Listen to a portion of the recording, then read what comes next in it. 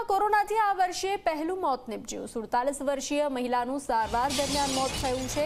LJ હોસ્પિટલમાં મહિલાની સારવાર ચાલી રહી હતી। હાલ અમદાવાદમાં કોરોનાના 197 દર્દીઓ છે, એક્ટિવ કેસ છે। મોટાભાગના દર્દીઓ હોમ આઇસોલેશનમાં સારવાર હેઠળ છે। તો કોરોનામાં એક મહિલાનું મૃત્યુ નિપજ્યું છે। 47 વર્ષીય મહિલાનું સારવાર દરમિયાન મૃત્યુ નિપજ્યું છે।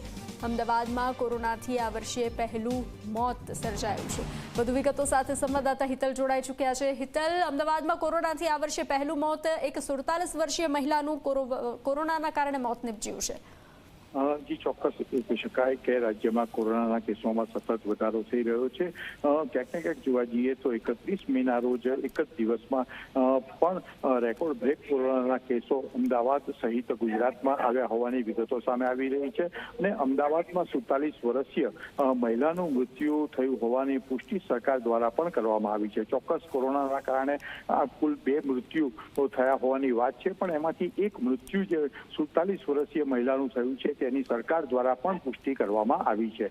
કોરોનાના કેસો વધી રહ્યા છે, તેના કારણે સ્વાભાવિક છે કે અત્યારે ચિંતાનો વિષય વધી રહ્યો છે, પણ મોટાભાગે સરકારનો જે દાવો છે એ પ્રકારે હોમ આઇસોલેશનમાં આ કેસો સારવાર હેઠળ છે અને બાકીના કેસો જે છે એને સિવિલ હોસ્પિટલમાં સારવાર આપવામાં આવી રહી છે। જી હિતલ, જાણકારી સાથે જોડાવા બદલ આભાર।